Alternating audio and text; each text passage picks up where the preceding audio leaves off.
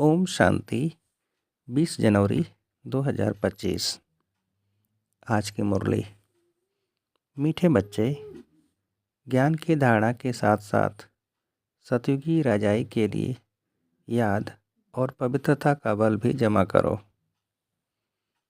प्रश्न: अभी तुम बच्चों के पुरुषार्थ का क्या लक्ष्य होना चाहिए? उत्तर: सदा खुशी में रहना, बहुत बहुत मीठा बनना, सबको प्रेम से चलाना, यही तुम्हारे पुरुषार्थ का लक्ष्य हो। इसी से तुम सर्वगुण संपन्न 16 कला संपूर्ण बनेंगे। दूसरा प्रश्न: जिनके कर्म श्रेष्ठ हैं उनकी निशानी क्या होगी? उत्तर: उनके द्वारा किसी को भी दुख नहीं पहुंचेगा। जैसे बाप दुख हरता सुख करता है, ऐसे श्रेष्ठ कर्म करने वाले भी दुख हरता सुख करता होंगे। गीत। छोड़ भी दे आकाश सिंहासन। ओम शांति।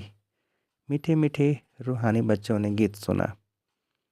यह मीठे मीठे रूहानी बच्चे किसने कहा? दोनों बाप ने कहा। निराकार ने भी कहा तो साकार ने भी कहा। इसलिए इनको कहा जाता है बाप व दादा। दादा है साकारी। अभी यह गीत तो भक्ति मार्ग के हैं। बच्चे जानते हैं बाप आया हुआ है और बाप ने सारे सृष्टि चक्र का ज्ञान बुद्धि में बिठाया। तुम बच्चों की भी बुद्धि में है कि हमने 84 जन्म पूरे किए। अब नाटक पूरा होता है।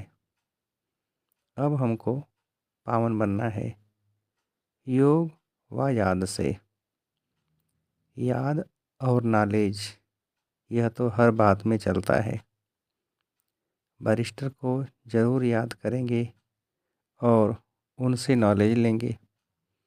इसको भी योग और नॉलेज का बल कहा जाता है। यहाँ तो यह है नई बात। उस योग और ज्ञान से बल मिलता है हद का। यहाँ इस योग और ज्ञान से बल मिलता है बेहद का, क्योंकि सर्वशक्तिमान अथॉरिटी है। बाप कहते हैं मैं ज्ञान का सागर भी हूँ। तुम बच्चे अब सृष्टि चक्र को जान गए हो। मूल वतन, सूक्ष्म वतन सब याद है।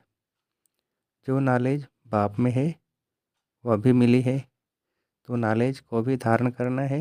और राजाई के लिए बाप बच्चों को योग और पवित्रता भी सिखलाते हैं। तुम पवित्र भी बनते हो, बाप से राजाई भी लेते हो। बाप अपने से भी ज़्यादा मर्तबा देते हैं। तुम 84 जन्म लेते लेते मर्तबा गंवा देते हो। यह नॉलेज तुम बच्चों को अभी मिली है। ऊंचते ऊंच बनने की नॉलेज ऊंचते ऊंच बाप द्वारा मिलती है। बच्चे जानते हैं अभी हम जैसे कि बाप दादा के घर में बैठे हैं। यह दादा यानी ब्रह्मा माँ भी है। वह बाप तो अलग है, बाकी यह माँ भी है, परंतु यह मेल का चोला होने कारण फिर माता मुकर्रर की जाती है। इनको भी एडाप्ट किया जाता है। उनसे फिर रचना हुई है। रचना भी है एडाप्टेड। बाप बच्चों को एडाप्ट करते हैं वर्षा देने के लिए। ब्रह्मा को भी एडाप्ट किया है। प्रवेश करना व एडाप्ट करना बात एक ही है। बच्चे समझते हैं और समझाते भी हैं नंबरवार पुरुषार्थ अनुसार। सबको यही समझाना है कि हम अपने परम पिता परमात्मा की श्रीमत पर इस भारत को फिर से श्रेष्ठ से श्रेष्ठ बनाते हैं, तो खुद को भी बनना पड़े। अपने को देखना है कि हम श्रेष्ठ बने हैं। कोई भ्रष्टाचार का काम तो कर किसको दुख तो नहीं देते हैं। बाप कहते हैं मैं तो आया हूँ बच्चों को सुखी बनाने तो तुमको भी सबको सुख देना है। बाप कभी किसको दुख नहीं दे सकता। उनका नाम ही है दुख हरता सुख करता। बच्चों को अपनी जांच करनी है, मनसा वाचा कर्मणा। हम किसको दुख तो नहीं देते हैं। शिव बाबा कभी किसको दुख नहीं देते। बाप कहते हैं, मैं कल्प कल्प तुम बच्चों को यह बेहद की कहानी सुनाता हूँ। अब तुम्हारी बुद्धि में है कि हम अपने घर जाएंगे, फिर नई दुनिया में आएंगे। अब की पढ़ाई अनुसार अंत में तुम ट्रांसफ़र हो जाएंगे। वापस घर जाकर फिर नंबरवार पाठ बजाने आएंगे। यह राजधानी स्थापना हो रही है। बच्चे जानते हैं अभी जो पुरुषार्थ करेंगे वही पुरुषार्थ तुम्हारा कल्प कल्प का सिद्ध होगा। पहले पहले तो सभी को बुद्धि में बिठाना चाहिए कि रचता और रचना की आदि मध्य अंत की नॉलेज को बाप के सिवाय कोई नहीं जानते हैं। ऊंचते ऊंच बाप का नाम ही गुम कर दिया है। त्रिमूर्ति नाम तो है, त्रिमूर्ति रास्ता भी है, त्रिमूर्ति हाउस भी है। त्रिमूर्ति कहा जाता है ब्रह्मा विष्णु शंकर को। इन तीनों का रचयिता जो शिव बाबा है, उस मूल का नाम ही गुम कर दिया है।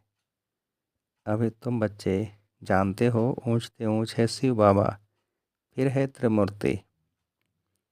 बाप से हम बच्चे यह वर्षा लेते हैं।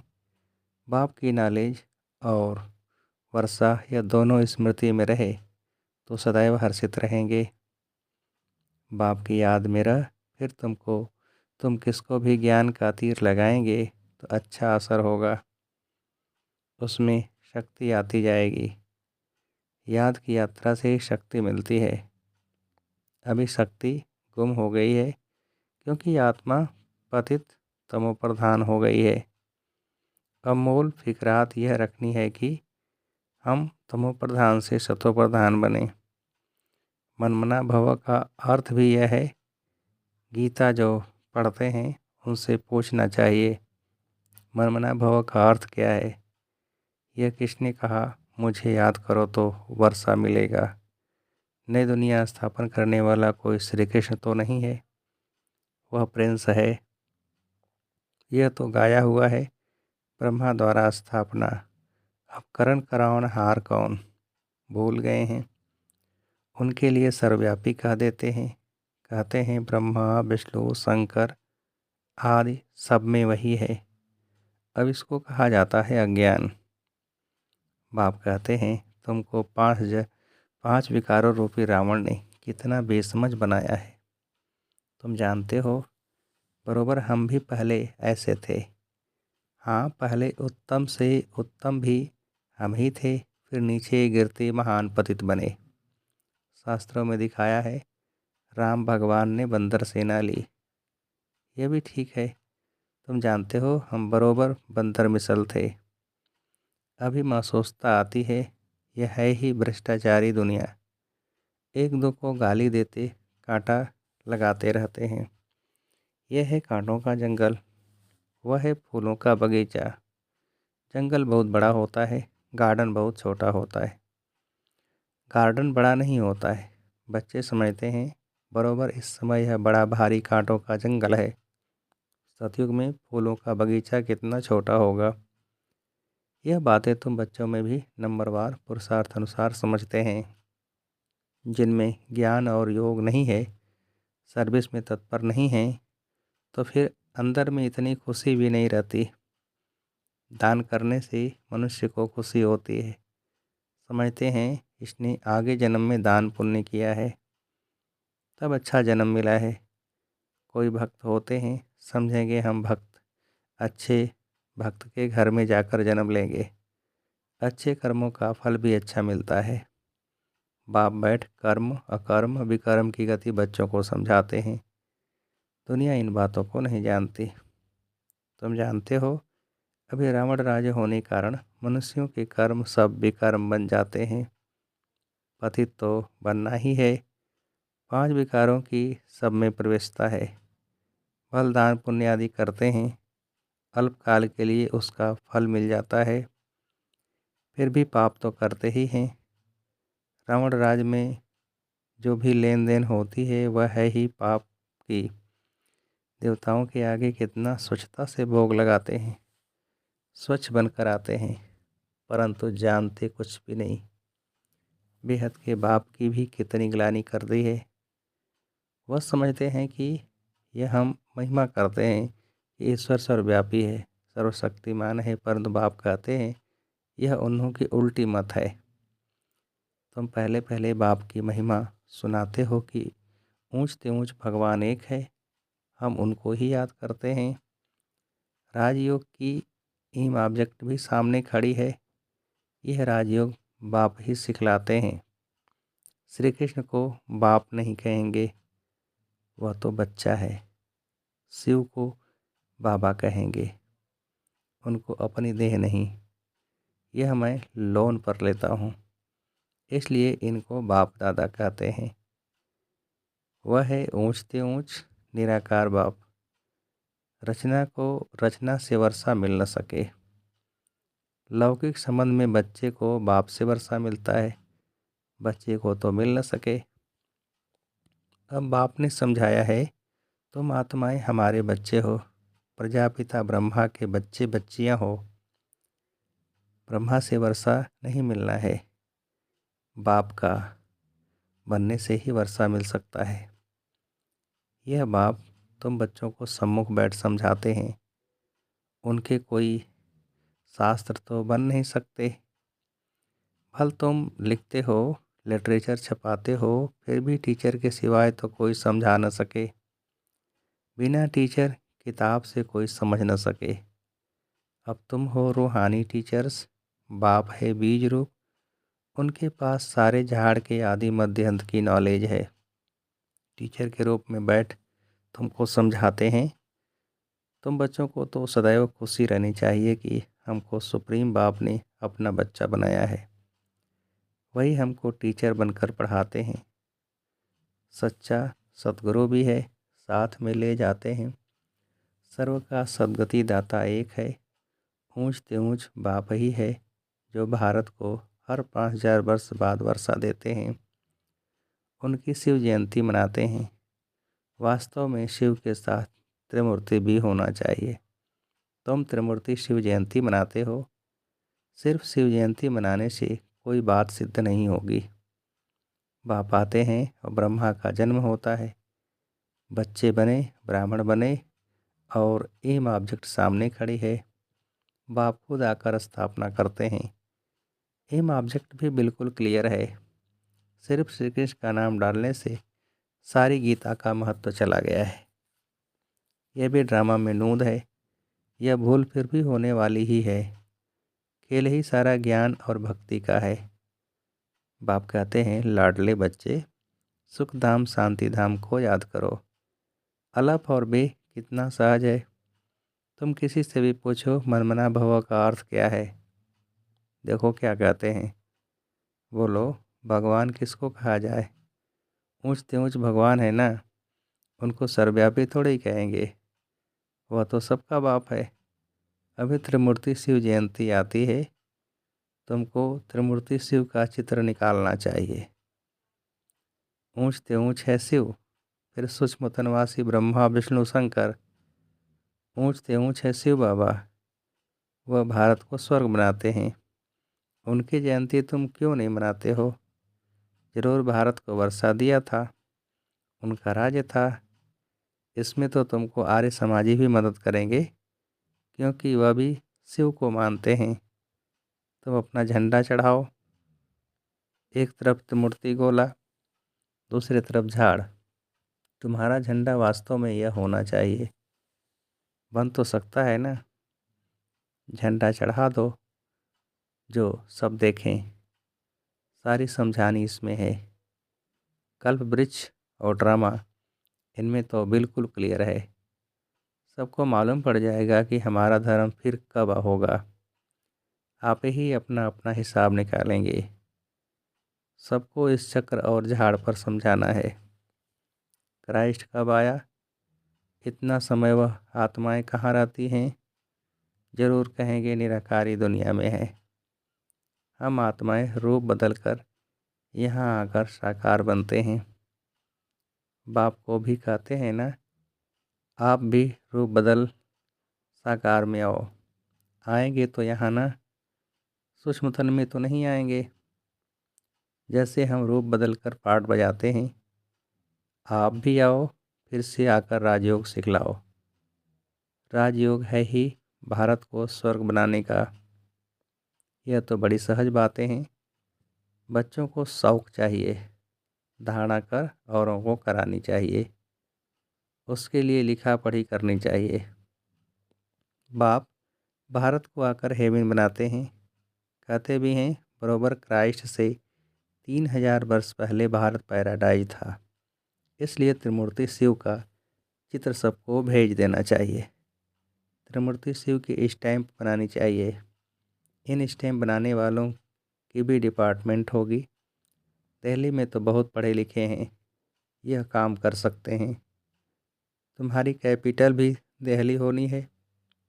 पहले दिल्ली को परिस्तान कहते थे, अब तो कब्रिस्तान है। तो ये सब बातें बच्चों की बुद्धि में आनी चाहिए। अभी तुम्हें सदा खुशी में रहना है, बहुत बहुत मीठा बनना है, सबको प्रेम से चलाना है, सर्वगुण संपन्न 16 कला संपूर्ण बनने का पुरुषार्थ करना है। तुम्हारे पुरुषार्थ का यही लक्ष्य है, परंतु अभी तक कोई बना नहीं है। अभी तुम्हारी चढ़ती कला होती जाती है। धीरे धीरे चढ़ते हो ना, तो बाबा हर प्रकार से शिव जयंती पर सेवा करने का इशारा देते रहते हैं। इससे मनुष्य समझेंगे कि बरोबर इन्हों की नॉलेज तो बड़ी है। मनुष्यों को समझाने में कितनी मेहनत लगती है। मेहनत बगैर राजधानी थोड़े ही स्थापन होगी। चढ़ते हैं, गिरते हैं, फिर चढ़ते हैं। बच्चों को भी कोई न कोई तूफान आता है। मूल बात है ही याद की। याद से ही सतो प्रधान बनना है। नॉलेज तो सहज है। बच्चों को बहुत मीठे से मीठा बनना है। ये महावीरत सामने खड़ी है। ये लक्ष्मीनारायण कितने मीठे हैं। इन्हों को देख कितनी खुशी होती है। हम स्टूडेंट की यह एम ऑब्जेक्ट है, पढ़ाने वाला है भगवान। अच्छा, मीठे मीठे से खेल थे रूहानी बच्चों प्रति माता पिता बाप दादा का याद प्यार और गुड मॉर्निंग। रूहानी बाप की रूहानी बच्चों को नमस्ते। हम रूहानी बच्चों की रूहानी बाप को नमस्ते। धारणा के लिए मुख्य सार पहली पॉइंट, बाप द्वारा मिली हुई नॉलेज और वर्षे को स्मृति में रख सदैव हर्षित रहना है। ज्ञान और योग है तो सर्विस में तत्पर रहना है। दूसरी पॉइंट, सुख धाम और शांति धाम को याद करना है। इन देवताओं जैसा मीठा बनना है। अपार खुशी में रहना है। रूहानी टीचर बन ज्ञान का दान करना है। वरदान, देह संबंध और वैभवों के बंधन से स्वतंत्र बाप समान कर्मातीत भव। विस्तार, जो निमित्त मात्र डायरेक्शन प्रमाण प्रवृत्ति को संभालते हुए आत्मिक स्वरूप में रहते हैं, मोह के कारण नहीं। उन्हें यदि अभी अभी आर्डर हो कि चले आओ तो चले आएंगे। बिगुल बजे और सोचने में ही समय न चला जाए, तब कहेंगे नष्ट मोहा। इसलिए सदैव अपने को चेक करना है कि देह का संबंध का वैभवों का बंधन अपनी ओर खींचता तो नहीं है। जहाँ बंधन होगा वहाँ आकर्षण होगी। लेकिन जो स्वतंत्र हैं वे बाप समान कर्मातीत स्थिति के समीप हैं। स्लोगन, स्नेह और सहयोग के साथ शक्ति रूप बनो तो राजधानी में नंबर आगे मिल जाएगा। स्नेह और सहयोग के साथ शक्ति रूप बनो तो राजधानी में नंबर आगे मिल जाएगा। अच्छा, ओम शांति।